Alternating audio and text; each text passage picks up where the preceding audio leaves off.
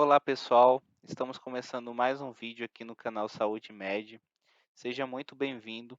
Meu nome é Denifer Ferreira, sou farmacêutico. E no nosso tema de hoje vamos iniciar falando sobre o hipotireoidismo, né? Uma doença que é bastante prevalente, né? Uma doença que afeta ali cerca de 2 milhões de pessoas por ano, só no Brasil, né? Então nesse tema a gente vai dividir, né, em mais de uma parte. Nesse primeiro vídeo vamos entender o que é o hipotireoidismo, vamos aprender como é classificado o hipotireoidismo e também quais são as causas da doença. Tá? Se esse conteúdo ele está sendo útil para você, deixe o seu like. Se é a primeira vez aqui no canal, já clica no botão para se inscrever. Isso nos ajuda muito, mas muito mesmo, a continuar trazendo mais conteúdos. Tá? Então vamos entender um pouquinho o que é o hipotireoidismo, tá? E como é dividido esse hipotireoidismo. Então, o hipotireoidismo ele é definido como a produção tireoidiana deficiente, né, do hormônio tireoidiano. E ele é dividido em três categorias, né? Primário, secundário e terciário. Para a gente entender melhor o que é esse hipotireoidismo primário, secundário e terciário, vamos aqui para a figura, né? Aqui a representação que é como esse hipotireoidismo ele é dividido, né? Então aqui nós temos o hipotireoidismo primário, né, inicialmente. O que é esse hipotireoidismo? É quando existe uma produção, né, de T3 e T4 ali deficiente, né, uma menor quantidade desses hormônios tireoidianos sendo produzidos, né, devido a alguma etiologia, devido a alguma causa que afeta a própria glândula tireoide, tá? Então não existe defeito, né, ali na hipófise ou no hipotálamo. O problema aqui ele está relacionado à própria glândula tireoide, tá? A gente vai falar um pouquinho sobre essas causas mais no decorrer do vídeo, tá? Então a causa está, o problema está aqui. Consequentemente, né, devido a essa produção baixa, eu tenho uma estimulação maior, né, ali do hormônio tireoide, estimulante da tireoide, né, que é o TSH. Então, por isso que muitas vezes a gente observa o bócio, né, que é o aumento ali da glândula tireoide. Exatamente por isso. Eu tenho um T4 e um T3 baixo, a hipófise estimula, né, essa glândula a produzir mais hormônio, e aí, né, muitas vezes ocorre esse crescimento da glândula exatamente para tentar compensar, né, a baixa quantidade de T4 e de T3. Tá? Então, esse é o hipotireoidismo primário. No hipotireoidismo secundário, né, o problema ele não está na glândula, o problema ele está aqui na hipófise. Então, por determinados fatores, né, que a gente vai falar também, essa hipófise ela né, ali acaba sendo afetada e aí tem pouca estimulação, né, o TSH aqui ele é baixo nesses casos, né? Então, se eu tenho pouca estimulação dessa glândula tireoide, automaticamente eu vou ter pouca concentração de T4 e de T3. Tá? É como se a hipófise estivesse dizendo que para a glândula tireoide que ele não precisa produzir T4 e T3, né? Não precisa produzir os hormônios tireoidianos, né? Então, vou ter essas características, TSH baixo e T4, T3 também baixo. E por último, nós temos o hipotireoidismo terciário, né? Que o problema não está na glândula, não está na hipófise, mas o problema está no hipotálamo. Né? O que acontece nesses casos? Existe uma diminuição, né, na produção do TRH. O TRH é o hormônio liberador da tireotrofina. Né? Então, eu tenho pouca estimulação ali da hipófise, automaticamente tem pouco TSH e, por consequência, tem pouca estimulação aqui, T4 e T3 também estão baixos. Tá? Na prática clínica, nem sempre é possível diferenciar, tá, o que é hipotireoidismo secundário e hipotireoidismo terciário. Então, é, é comum, muito comum se referir a esse tipo de hipotireoidismo como hipotireoidismo central, tá? Então, quando vocês ouvirem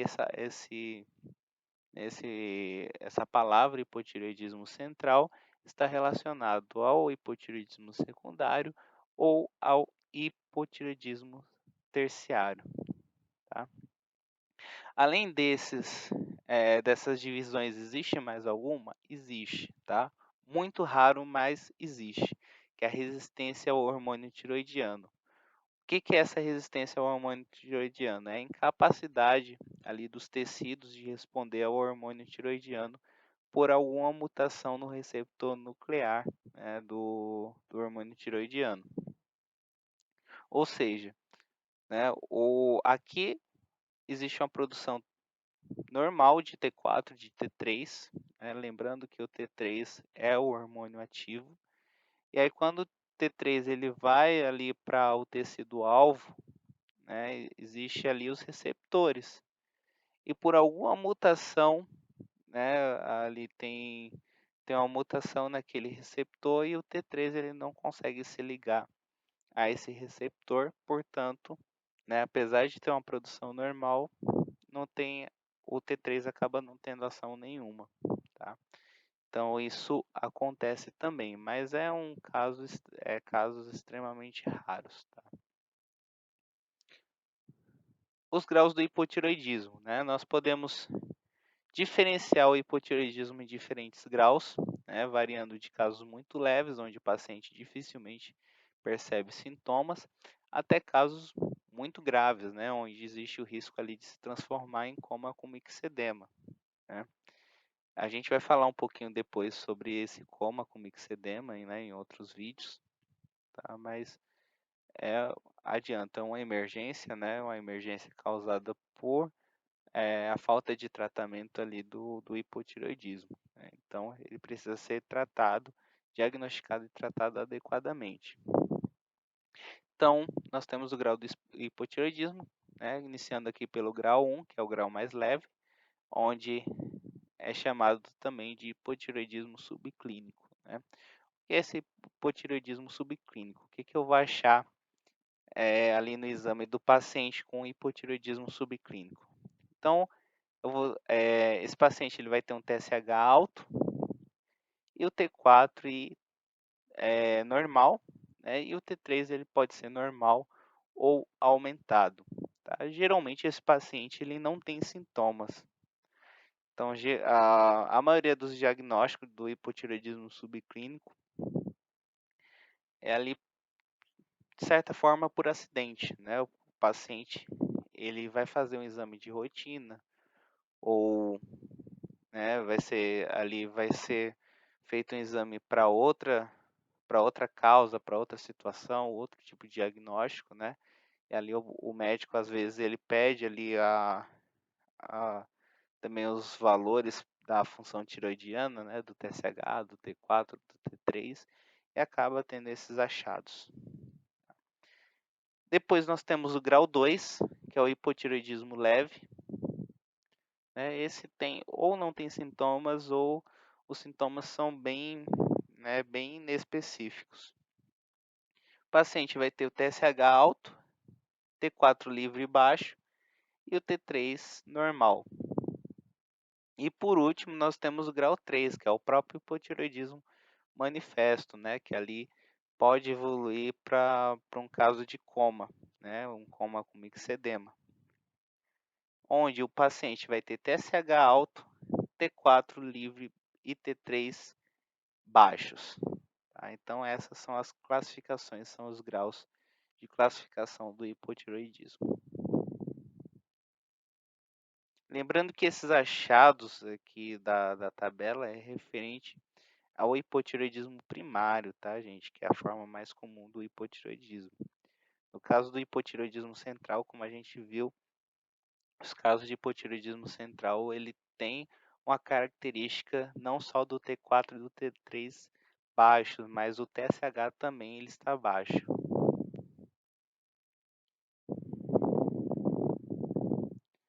Em relação à epidemiologia, o hipotireoidismo primário é uma doença muito prevalente, né, em todo o mundo.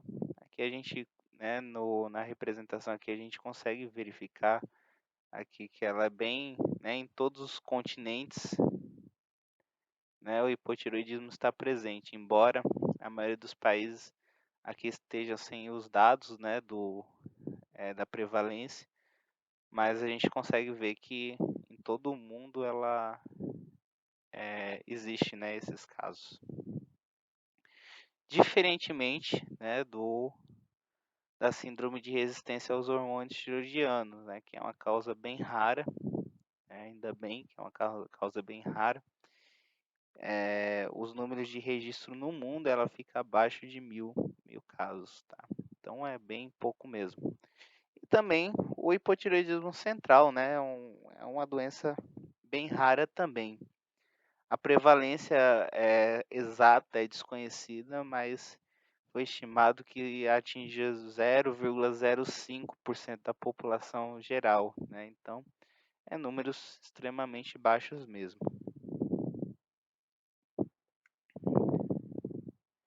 Falando um pouquinho sobre as causas do hipotireoidismo, né? Então, existe uma grande quantidade de distúrbios funcionais ou estruturais que ele pode levar ao hipotireoidismo, né? A gravidade ela vai depender do grau e da duração do hipotireoidismo, né? Então, quanto mais eu demoro a tratar esse paciente, mais complicações ele pode ter.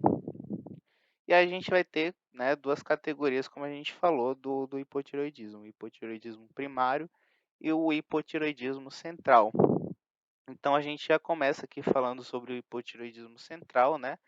É, como, como eu disse, né? Já nesse vídeo, a gente trata de hipotireoidismo central ao invés de hipotireoidismo secundário ou terciário, porque nem sempre é possível distinguir entre as causas hipotalâmicas ou as causas hipofisiárias, né? Então, o hipotireoidismo central é uma condição que ela é relativamente rara, né? Que ocorre aproximadamente na mesma proporção ali entre ambos os sexos, tá? Então não tem muita diferença entre homens e mulheres. E o hipotireoidismo central em adultos ele é mais frequentemente devido a macroadenomas hipofisiários e também cirurgias, né? Ou também irradiação hipofisiária, né? E o retorno do eutiroidismo é às vezes observado após adenomectomia seletiva. Já no hipotireoidismo primário, o hipotireoidismo ele pode ser causado, né, por algumas etiologias, né? Na verdade, existem várias etiologias, existem várias causas, né? E a gente tem aqui, por exemplo, as tireoidites, né? Como nós já comentamos sobre as tireoidites no vídeo passado, né? Ela pode provocar o hipotireoidismo também, né, ela pode provocar tanto o hipertireoidismo quanto o hipotireoidismo, tá? Mas como a gente já falou no vídeo passado, nós não vamos entrar em detalhes novamente, né? Caso você queira assistir sobre a fisiopatologia, o manejo de tireoidite, eu vou deixar aqui o link na descrição do vídeo, então só acessar lá, tá? Também o hipotireoidismo pode ser causado por cirurgia da remoção da glândula, né? Então, a maioria dos pacientes apresenta o hipotireoidismo no primeiro ano após a cirurgia. Também uma das principais causas de hipotireoidismo é o tratamento com iodo radioativo, né? Ali para a doença de Graves, por exemplo. O hipotireoidismo ele pode surgir após irradiação terapêutica do pescoço para qualquer uma das várias doenças malignas ali de câncer, né, por exemplo. É muito comum, né, essa irradiação acontecer e esse hipotireoidismo acontecer após a irradiação ali para o linfoma de Hodgkin, né, ou os linfomas não Hodgkin. Entre as causas raras de hipotireoidismo primário estão a sarcoidose, a cistinose, né, e a esclerose sistêmica progressiva e também a amiloidose, né. Pode haver também hipotireoidismo congênito, tá, que ele pode ser tanto transitório quanto permanente. Os casos transitórios eles podem ser causados pela passagem transplacentária ali de anticorpos bloqueadores do receptor de TSH ou também pelo excesso de iodo, né? Já os casos permanentes eles são causados ali por perda do tecido funcional, que ela pode ser devido a defeitos funcionais na biossíntese dos hormônios tiroidianos ou pela resistência ao hormônio tiroidiano também. Também pode ser causado pela deficiência ou pelo excesso de iodo, tá? Talvez você esteja me perguntando, mas como o iodo ele pode provocar hipotireoidismo, se nos vídeos anteriores você falou que lá que o iodo podia provocar hipertireoidismo, né? E que os próprios hormônios tiroidianos tinha iodo na composição, né? Na verdade, uma boa parte ou a maior parte dos hormônios tiroidianos é a base de iodo. Pois é, gente.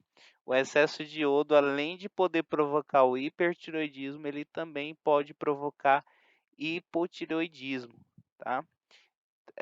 Você se lembra ali o que a gente usa lá no tratamento da tempestade tiroidiana? Se você não viu esse vídeo, acessa lá também que eu vou deixar o link na descrição, tá?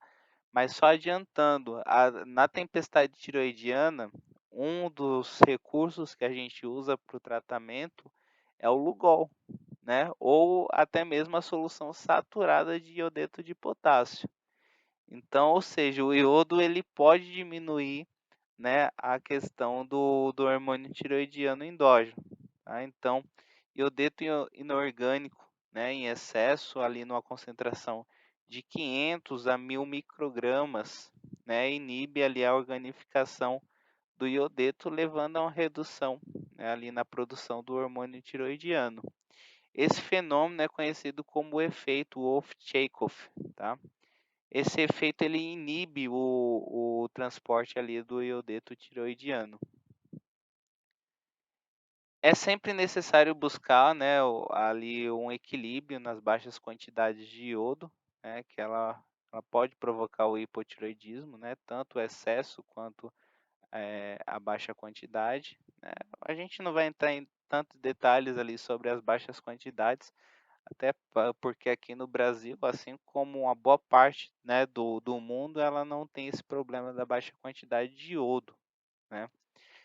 Como vocês podem até ver aqui, ó, a ingestão de iodo na maioria dos países é normal, tá. A gente tem um certo excesso aqui, né, nessas regiões aqui da Colômbia, né, não sei se eu estou muito bem de geografia, mas Colômbia, por exemplo, né, tem um certo excesso na ingestão de iodo. Alguns países aqui da América Central, alguns países da África, né, mas na maioria das vezes, né, a gente tem uma ingestão adequada de iodo, né. Só que a questão da alimentação, né, muitas vezes ela pode provocar algum tipo de hipotireoidismo, né? Embora aqui no Brasil e nos Estados Unidos, por exemplo, né, geralmente o hipotireoidismo é causado por inflamação, né, por uma tireoidite, não por questão do iodo mesmo, tá? Então, aqui, como vocês podem ver, na maioria dos países tem uma quantidade adequada, em alguns países tem excesso e alguns países também têm uma gestão inadequada. Voltando aqui, né, o hipotireoidismo ele pode ser causado por drogas também, tá? Por alguns medicamentos, né? Uma grande quantidade de medicamentos, ela pode provocar o hipotireoidismo. exemplo, né, os medicamentos antitiroidianos, né, que eu uso lá para a doença de Graves, por exemplo, ou utilizo para outras causas do hipertiroidismo, né. Então, ali o Thiamazol, o Propiltiuracil, ele pode levar o paciente ao hipotireoidismo, né. Também pode ocorrer hipotireoidismo nos pacientes utilizando o lítio, né. Embora o hipotireoidismo induzido por lítio ele seja mais comum em pacientes com doença autoimune, tá, mas ele pode acometer pessoas também sem essa doença autoimune. Também pode ocorrer hipotireoidismo em trabalhadores, né, ali exposto ao perclorato, por exemplo. Perclorato é um é uma substância química que é utilizado, né, ali para fazer fogos de artifício, por exemplo, né, é um dos usos do perclorato. E também pode ocorrer hipotireoidismo em pacientes que utilizam inibidores da tirosina quinase, né, que são medicamentos voltados ali para o tratamento de leucemia mieloide, né, crônica, como a gente pode citar como exemplo ali o mesilato de imatinib, né, que ele é um medicamento ali para leucemia mieloide.